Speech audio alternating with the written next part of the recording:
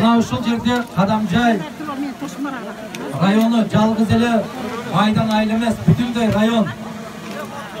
Кече ушул Майдан айылынын тургундарынын атынан Facebook'ка жазып, WhatsApp'ка жазып, Адахан Мадумаров келип бериңиз, элдин атынан сурап атабыз дегенден мен эртең менен учуп, мына азыр көрүп атасыздар, бир 10-15 мүнөт башта келдим.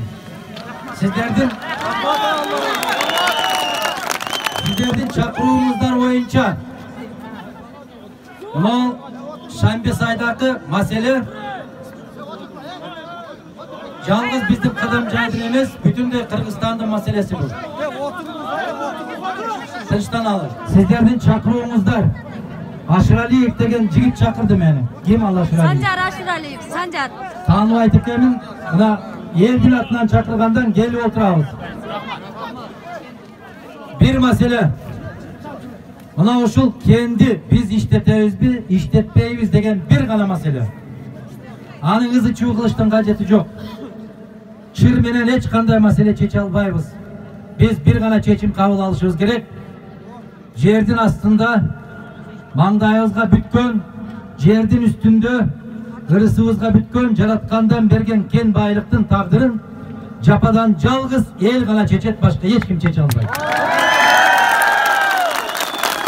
Биз 27 жылдан бери баягы асасын жоготкон сокурдай болуп, нечен жолу жоготтук биз. Кумтөрдү жоготуп атабыз, мөңгүлөрдү жоготуп атабыз, башка кен байлыктарды жоготуп атабыз. Тепсе темир үзө турган кыргыз жигиттерин, кыздарын жоготуп, чет өлкөгө айдап атабыз. Эми келип алтын калдыбы? Мына жерде абдан туура жазгансыздар. Канча миң кишинин тагдыры деп атат. Мына ушул жерде капталда турган жер экен. Мага да канча мынчасы айтып атат. Биз аны иштетпейбиз, муну иштетпейбиз, экологиялык таза деп. Мен 27 жылдан бери мындай жомокту угуп чарчаганмын мен. Мен ишенбейм. Мен мына биздин жерди ушул мезгилге чейин алтыны жок жашап келген элибиз, мындан кийин дагы алтыны жок жашайт. Алтындан биз пайда тапкан жерибиз жок. Мына келишимдери боюнча да мына айыл өкмөтү жүрөбү, башкалары жүрөбү. Булар тек көзүнүн кара курсагын ойлогон бир көрпенделер деп коюшту. Биз мына азыр келе калсам да кулагыма куюп атат бир ошол компаниянын адиси экен. Биз мындай эле коюп иштете коебуз, тигиндей кылып иштете коебуз деп. Мен мындай жомокторду көп уктум, дагы бир жолу айтайын. Биздин ушул жерге 40 миллион сом берет экен биздин Майдан айылына. Анан 160 миллионду мамлекетке берет имиш. Ушул жерде 7 тонна алтын бар деп атат. Бирөө айтат 15 тонна алтын бар дейт. Союздун мезгилиндеги изилдөөгө гана ишенем мен, калганда ишенбейм. Советтер Союзунун мезгилиндеги изилденген биздин Кыргызстандагы кен байлыктардын баасы дагы, салмагы дагы азыркы шылуундардын көрсөткөндөрүнө караганда 2-3 эсе көп. Бизге жетишет. Мына миллиардтаган кумтөрдүн алтыны кетип, биз тескерисинче 5 миллиардка жакын карызга батып отурабыз. Мына Шамбес айдын маселеси. Бул чоң маселе, туугандар. Биринчи кезекте айылдык кеңештин депутаттарына кайрылам мен. Мына ушул айылдын эли шайлаган сиздерди. Бардык маселе сиздерден көз каранды. Момундай болуп, кыркырга чыгып, жыйынып, топтолуп отуруштун бизге кажети жок эле. Эгерде айылдык кеңештин депутаттары чечим чыгарып, бир добуштан бардык ушул жердин жигиттери, кыздары болсо керек. Биздин балдарыбыздын келечеги ушул жерде, биздин неберелер ушул жерде, биздин ата-бабаларыбыздын сөйөктөрү ушул жерде.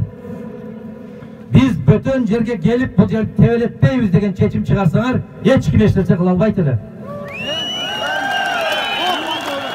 Бүгүн жанакы жандал баштап аткан кээ бир азаматтарды көрүп атам мен.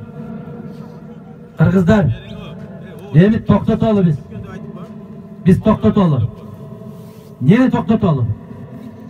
Мына ошол кайдан келген болсо, жеке бир 4-5 кишинин кызыкчылыгын чечип койсо, ошолордун алдына түшүп алып, алардын кызыкчылыгын коргоп, өз элиңдин башына айлантканды токтотушубуз керекпиз. Биз ушундай чечим кабыл алышыбыз керек. Мына жерден керекпи? Канча киши отурат ушул Майдан айылынын тургундарынан? Сиздер легитимдүүсүздөр мондай жыйналгандан кийин. Муну каалайсыздарбы? Элдик жыйын деп атап коюңуздар. Майдан айылдык дейсиздерби? Кадамжай райондук дейсиздерби? Кандай десеңиздер өзүңүздөр чечесиздер. Мына ушундай чечимди кабыл алышыңыздар керек. Биз мына кен байлыктын иштетишине каршыбыз болду. Бир эле маселе. Анан жанагы бир сөздөр болуп атпайбы? Мораторий жарыялайбыз, андай мындай. Мораторийдин да башканын да кереги жок. Кудай буйрса, бизден акылдуу, бизден эстүү киши келет. Бизден акылдуураак муун келет. Бүгүнкүлөрүбүз акчага сатылып, кызыкчылыктарга сатылып, кандайдыр бир арам бийликтин аркасына келип калган болсо, кийинкилер иншалла алкымы таза, ою таза, көкүрөгү таза, азамат биздин небере чеберелер келип, ошолор чечип алсын кандай жашашыны. Биз алардын тагдырын бүгүн чечкенге укугубуз жок. Мына ушул нерсени биз жабылуу бойдон калыш керек. Бул жерге бир күрөк дагы кагылбаш керек. Менин көз карашым баягы мен макул эмесмин деп чыгып атпайбызбы? Комтөрдүн алтынын казылышына макул эмеспиз биз. Биз кыргыз мөңгүлөрүнүн жарылышына макул эмеспиз. Биз кыргыз кен байлыктарынын таланып кетишине макул эмеспиз. Биз элдин пикирин, элдин үнүн басып, жаап, бийликтин каалаганын жасаганына макул эмеспиз. Биз макул эмеспиз моундай турмушка. Ошондуктан, урматтуу туугандар, мына жерде эле токтоп калбайт. Мына Кудай буйрса, эртең Бишкекке барганда, мындан да кененирээк массалык маалымат каражаттары аркылуу, эл аралык басма сөз каражаттары аркылуу биз бүтүндөй дүйнөгө жар салабыз, Кудай буйрса. Мына эмнеге австриялык компания алып, австриялык компания андан кийин Кытай компаниясына сатып атат. Мен кече сүйлөдүм. Кыргыздын кыбыр эткен жерин баарын Кытай алып эмне болду? Жолуңду оңдоп аткан Кытай, сууңду чыгарып аткан Кытай, ТЭЦти Бишкек жылуулук борборунда азыр 150 Кытай иштеп атты. Мына бүт баарын кытайча жазып алып, ошолор отуруп алып, бул стратегиялык болгон объект Бишкек жылуулук борбору. 150 Кытайдын колуна салып берип, президентим да отурат тылтыйып, өкмөтүм да отурат былтыйып. Эмне калды Кыргызстан? Эмне калды бүгүн? Бизде мына ушул ата бабалардан калган тоо таш калды. Ойбогон ушул жерин калдыбы Кыргыз? Мунсуз жашадык, дагы да жашайбыз. Эң урматтуу туугандар, абалар, апалар, агалар, эжелер, достор, аяштар, бардык нерсе өзүбүздүн колубузда. Качан өзүбүздүн колубузда болот? Качан биз бир тилек, бир билек болгонубузда. Анан ар бир айылдан, ар бир көчөдөн 2-ден 3-төн аксакалды алып барып, бир нерсени соя коюп, батаңыздар, дибериңиздер, элге туура түшүндүңүздөр, элдин арасында сиздер көндүрүп бериңиздер десе, аксакалдар бир кесе ичип алган шорпонун аркасынан элдин кызыкчылыгын сатпайлы туугандар. Аны токтотолу. Эгерде мына жерде кызматта иштеп жүргөндөр, айыл өкмөтү болосунбу, райондун жетекчиси кимиң болсун дагы, сага рызкыны жалгыз жараткан Алла берет, башка эч ким бербейт рызкыны. Бирок мына ушул элдин рызкысын сактап калган болсоң, бул дүйнөңүздөгү иншалла акыретиңиз дагы абат болорунан эч качан шек санабасыңыз керек. Биз канчалык кыйынчылык тартсак дагы, канчалык коркутуу үркүтүүлөр болсо дагы бир жолу айтам. Жанды жалгыз жараткан берет, жанды жалгыз жараткан алат. Пендеси ала албайт. Мына биздин ислам маданиятында, ислам дүнүйөсүндө, ислам шариятында